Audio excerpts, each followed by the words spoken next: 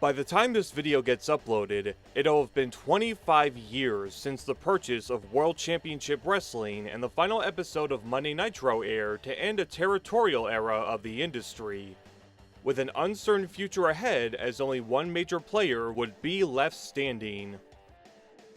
While arguments will continue to be made about when and how the on-screen product took a nosedive in its later years, one overlooked aspect of the company that stayed ahead of the curve was its early ventures into a new digital platform. You might have recently seen footage of the WCW Power Disc surfacing online, a CD-ROM included with the October 1999 issue of WCW magazine that featured clips of wrestler bios and some strange oddities such as vignettes with Brian Knobbs and Scotty Riggs, and whatever the Cyber Rain was supposed to be. All of that content was tied to servers that had to be decrypted via keys included on said server, or as we found out with the discovered footage, to come up with a workaround in order to gain access. As curious and incredible it was to see how the Power Disc was finally unlocked and archived, this wasn't the first attempt by WCW to test out different formats and content for the growing World Wide Web. Back in 1997, the company put out their first web radio show, Internet Insiders, that had Mean Gene Okerlund and Mark Madden host call-in interviews and an online chat with WCW and NWO stars to answer fan questions while introducing a new format for them to interact with their favorites. The concept would be tweaked over the coming years and evolve into the WCW Live program hosted by Jeremy Borash and Bob Ryder on the company's website. But that wouldn't be the only idea tested on their platform during the internet's early years, as around the same time of Insider's introduction, they even experimented with audio streaming an actual WCW live event with commentary for fans to listen to. Today's video covers the first attempt by World Championship Wrestling to host an official event via WCWWrestling.com, albeit without any video. And while we don't have the audio from the live stream, maybe a bit too early to call it that, but we do have footage of the show itself from Inglewood, California that was decked out to look like an unofficial episode of Nitro with all of the big attractions present. So hopefully our bandwidth can keep up with the upcoming action. Let's check out WCW Saturday Nitro from June 28th, 1997.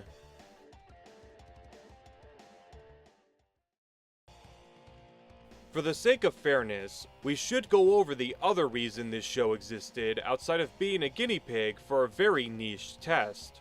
The same day this Nitro house show took place, the World Wrestling Federation held their house show over in Anaheim that, outside of the bikini contest and some matches between Mankind and Triple H during their first rivalry, as well as Undertaker defending the WWF title against Bret Hart and Stone Cold, didn't seem like a standout event on its own.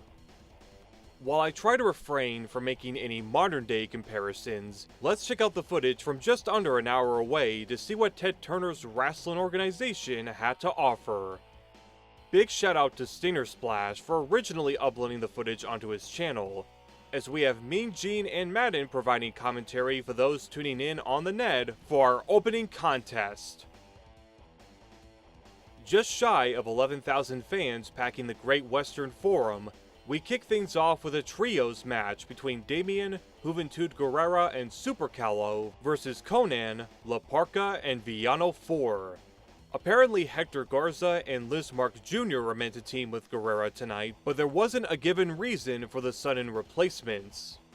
The Luchadors try to fight before the bell, going back to their respective corners as Juvi and Villano slowly set the pace via some mat wrestling and a suplex that leads to Calo breaking up the cover. Guerrera applies a leg lock while some very colorful cotton candy gets some brief screen time. Villano turns it around into the Muda lock before Calo and La Parka become the legal men. The more familiar Cruiserweight moves start to get executed, with Parka on the receiving end of Calo's offense and is sent outside from an arm drag.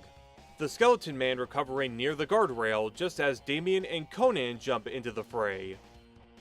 Damien keeps momentum on his team's side until K-Dog bounces out of the ring and leads to Villano and Juvi stepping back up.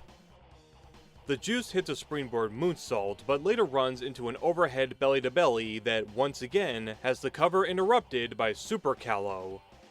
Damien and La Parka get their chance to tango briefly, with Park missing his running attack in the corner, setting up Damien and Guerrero using some poetry and motion towards 1/3 of the Rudos. La Parka gets ahead of himself after a reversal, showing off some moves even while blocking Juventude's crossbody. Versus Sun fights back and gets the cover off a spinning wheel kick when Conan puts a stop to it.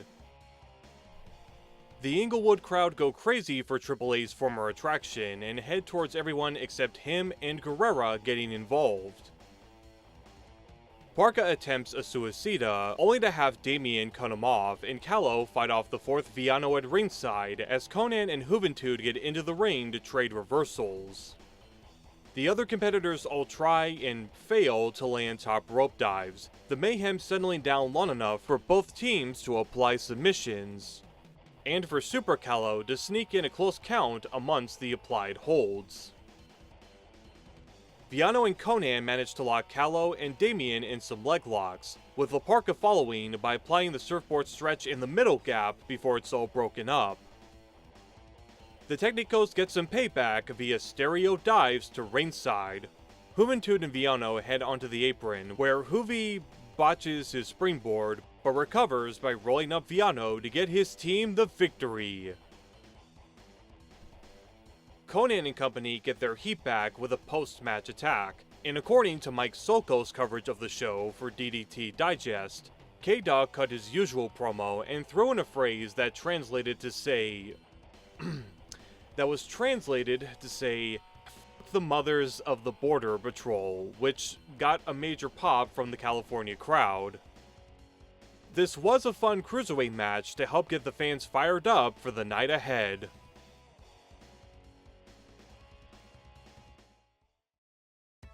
Up next is Psychosis, accompanied by Sonny Ono, going one-on-one with Ultimo Dragon, in a follow-up from their Respect match back at the Great American Bash.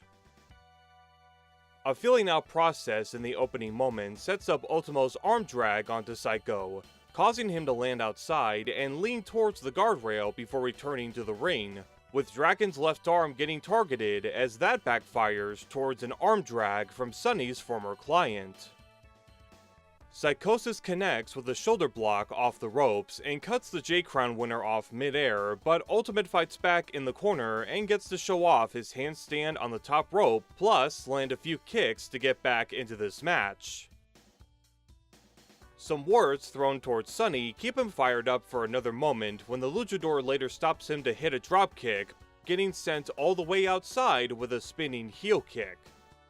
Dragon crashes and burns seconds later via an attempted body press, allowing Sonny Ono to attack with his own flurry of kicks while the referee gets distracted by Psychosis.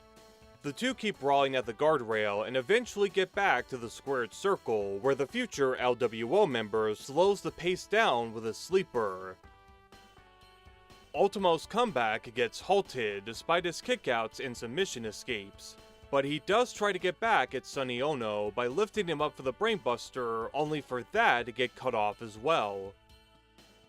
Psychosis once again keeps the high flyer onto the mat momentarily, with Dragon finding his second win and trying to apply his sleeper while almost falling into a back suplex, only to reverse and connect with one of his own. Ultimo dropkicks Psychosis to the floor and prepares for the Acai moonsault towards the entrance ramp, both men taking a minute before getting back on their feet, with Psychosis reversing a rebound Hurricane Rana to get a close near fall. His own Hurricane Rana off the top rope is just as successful, these two staying ahead of each other within the final moments of this match. The Inglewood crowd cheer Ultimo back in, and it's effective in stopping a moonsault with a mid-air dropkick, leading to another Hurricane Rana and the Dragon Sleeper to get another victory against Psychosis. Sonny Ono rushes in after the bell to get revenge, only to distract him long enough for Psycho to attack from behind and assist him in a jumping thrust kick to knock out the victor on Saturday Nitro.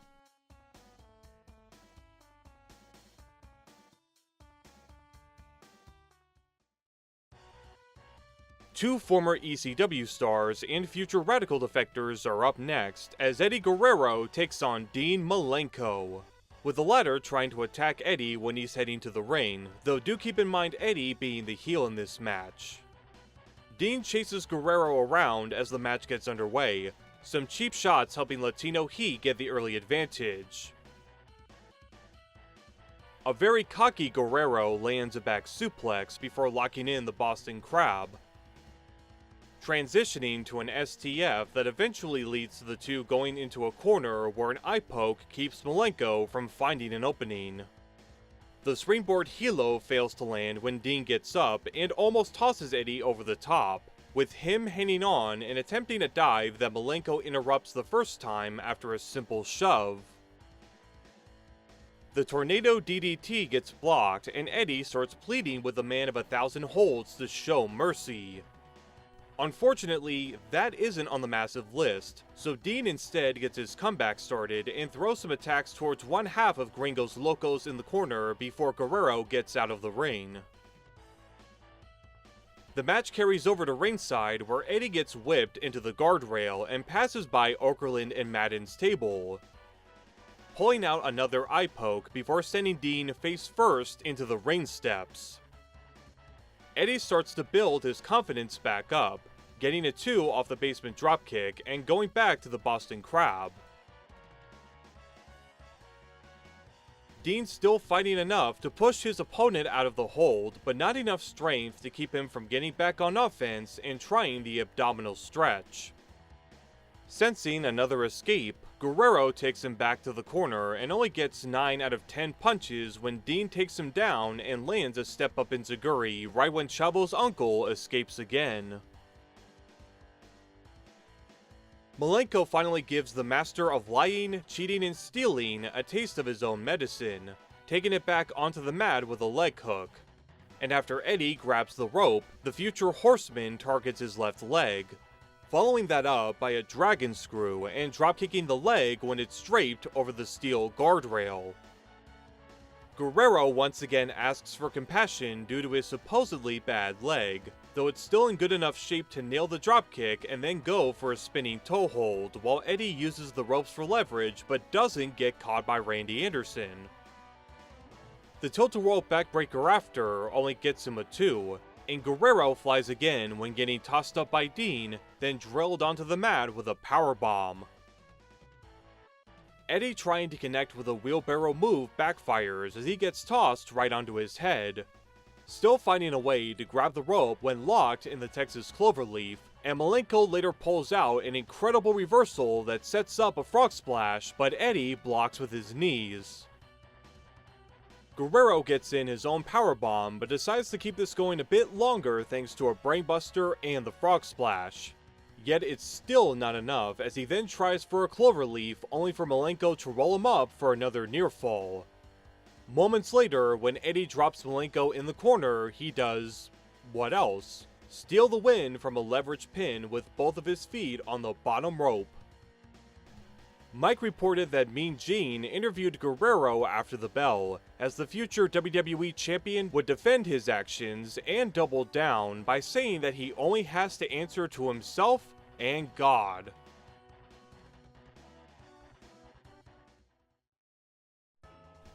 Another change in the lineup for this next contest, as the Steiner brothers were originally scheduled to face Scott Norton and Masahiro Chono, but was changed to Norton and Buff Bagwell, and is now just Bagwell and Chono with Norton nowhere to be found. In my opinion, the NWO ate him. The theory is probable, as despite threatening to leave if there were any more barks from the crowd, Buff ends up staying to start things off against Scott. Marcus goes straight to spamming the taunt buttons before getting hip-tossed out of the corner. Buff complains about the manner and delivery of that hip toss, and then starts arguing with Rick. Big Papa Pump takes control with a headlock until Bagwell executes the dropkick and continues targeting the other Steiner, with Scott stopping himself from making the same mistake by knocking down and using a particular gesture towards his future partner. Buff slaps him in the face and pays dearly for it when Freakzilla slams him down and clotheslines him over the top to the floor. Chono checks on his partner and briefly stares down the dog-faced gremlin, Buff coming back in to offer a handshake and gets another gesture in return. Rick is then tagged in and gets all fired up while taunting the Stuff, only for him to get onto the apron and let Chono deal with the Detroit native. Masahiro fails to knock Steiner down after a running shoulder block and changes gears to do a test of strength that goes on for a bit until Braun's father finally suplexes his way out. Chono and Bagwell show some nice double team offense to take control, but letting their guard down briefly only helps the Steiner brothers stay on top again. Buff sneaks in a cheap shot on Rick during an Irish whip and causes Scott to get into the ring, allowing Buff to get in more attacks behind Nick Patrick's back and keep that advantage with some right hands as well as a sweet chinlock. Scott's impatience gets the best of him again and only helps the heels to keep working over his brother. The American male later getting fed up with Nick's counts and shoves the NWO's formerly crooked referee, getting an earful from him, all while Chono tosses Rick outside to continue the beating. He knocks Scott off the apron and heads up top, only for Rick to meet him there for a middle rope belly to belly and finally get the genetic freak into this match to lay out the opposition. Steiner performs the underhook powerbomb, but his pin is interrupted and gets thrown outside, returning the favor by pulling Chono out of the ring before Bagwell gets distracted by Patrick and Rick fails to catch him from the fall, trying again to toss him overhead with the belly to belly for the Steiners to emerge victorious.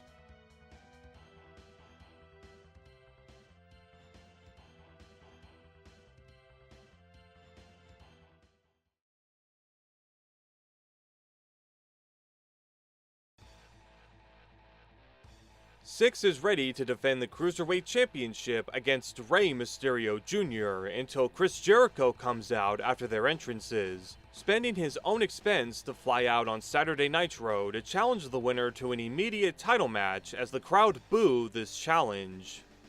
The Inglewood crowd is very much a heel favorite, or more so NWO favorite bunch tonight, so it's worth to keep in mind for later. Kid gives the Lionheart credit for having the balls to do what he did, saying none of the fans tonight care about him, and their cheers validate that, before cheap-shotting him and Rey having to cool down his potential challenger just as our first of two Cruiserweight belt defenses gets underway. Syxx immediately takes control, and for the first minute, before Rey snap-mirrors his way out and applies the grounded headlock until he's tossed off by the future X-Pac.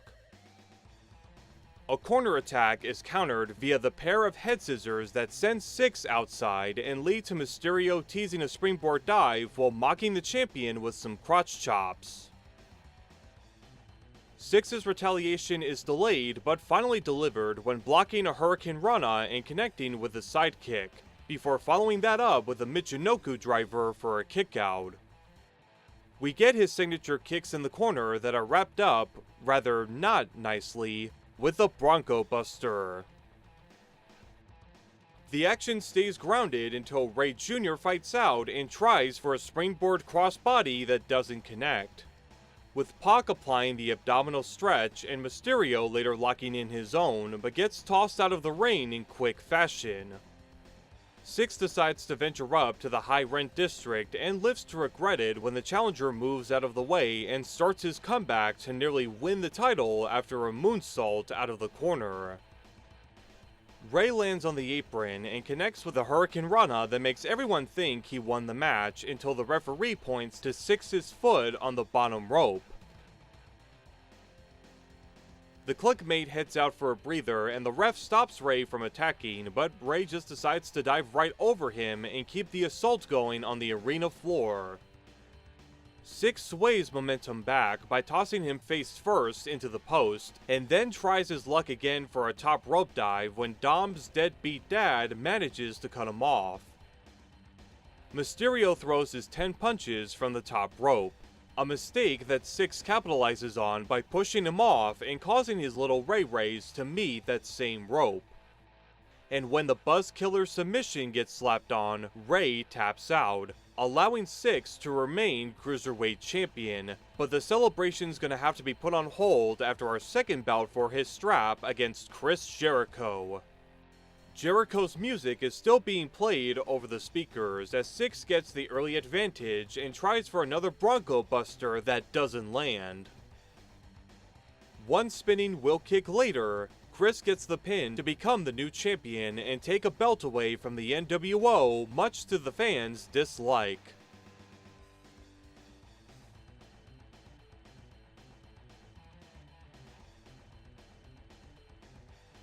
Hollywood Hogan and the frankly important members of the NWO come out next for a promo.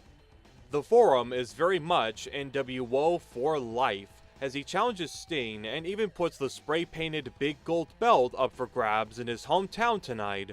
But when no one comes down from the rafters, Hulk insists on the icon being a coward, before posing to his fans to the sound of Voodoo Child.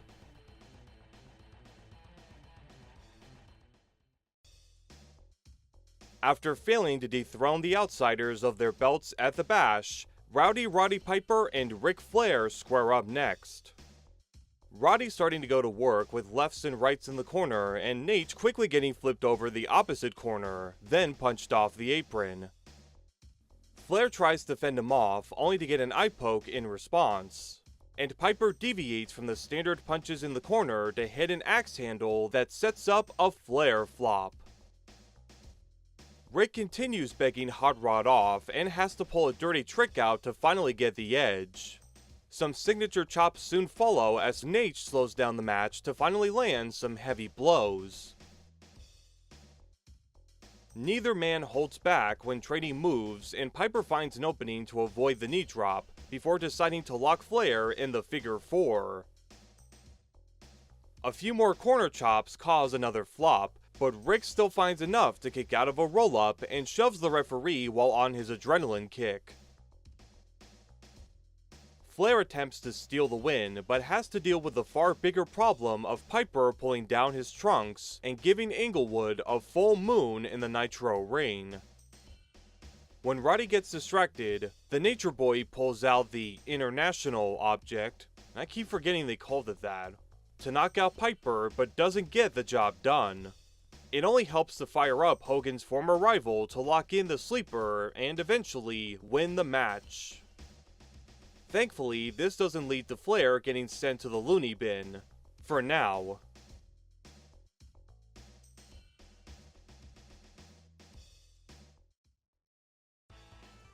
The main event of the Bash is our semi-main on Saturday Nitro, with Macho Man and DDP adding another and possibly forgotten entry in their incredible rivalry. They waste no time going after each other, with Dallas able to pull down Randy and give him some ring post-itis. The brawling keeps going outside when Savage sends Page into the guardrail and the ring steps, cutting to Savage targeting his back and ripping off the midsection tape. DDP has to hit low to finally cut off Macho, the playing field somewhat even again with attacks being thrown, just as the Diamond Cutter is called for, but a low blow looks to snap into Dallas's Slim Jim. Nick Patrick gets into a brief scuffle with Savage, and how common was this for WCW's officials on the house shows? Bud might have helped in Page blocking the top rope elbow and finally nailing the cutter to get a W. Feeling generous enough to hit another finisher and bail out into the crowd when the cavalry arrives, by which I mean Buff Bagwell runs in.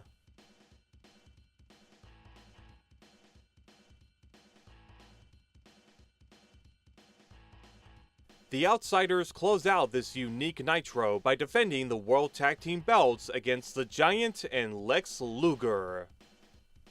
Hall and the Total Package start us off with a toothpick toss from the bad guy that Lex doesn't take well to. Going to the corner, where Lex has several tries to throw right hands and connect with a hip toss that gets countered. Scott later spits in the Total Package's face and lets Big Sexy have his turn at putting down Luger. The familiar corner offense of Nash, ending with a few foot chokes, helps to sway momentum back in the NWO's favor briefly before Luger gets the boot up and later connects with the forearm and a shot to Hall as payback for earlier. Randy Anderson dealing with Paul White gives the champs an unfair advantage to keep Lex grounded as the Diamond Stud comes back in. The crowd chants Razor and Diesel when Nash lands the Sidewalk Slam and Snake Eyes, with Hall getting some punches in whenever he can. Scott taunts Luger but does it near the wrong corner, meaning Giant can grab and headbutt Hall while also causing some more distractions to further build the eventual hot tag. Some of the Englewood fans cheer Lex into fighting out of the rest hold. A back suplex finally gets the other big man involved with the action. Show dishes out some headbutts and big boots, cueing the finish where Hogan comes down to attack Luger with the world title and end this main event in a disqualification. All is forgiven when Sting finally descends from the rafters to stare down Hollywood. The Venice Beach native then makes short work of the Thunder in Paradise star by applying the Scorpion Deathlock. Syxx runs down with the bat, but of course, Sting happens to have his own on hand to lay out Nash as the NWO seem to head up the ramp. The Clique heads back down only to receive the Chokeslam, Scorpion Death Drop, and Torture Rack respectively before the babyfaces head through the curtain. Kevin Nash grabs a mic to praise nearby LA for being NWO country, with this unique WCW Nitro house show coming to a close.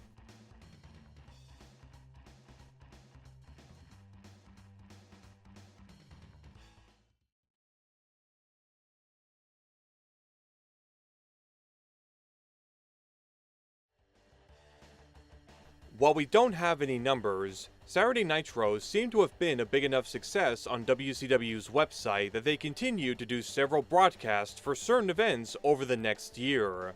The following 4, including Battle in Seattle, would be paywalled for fans to listen to the action, and the final internet-only event, LA Melee, also emanating from the Great Western Forum, taking place a year later before the concept was completely scrapped.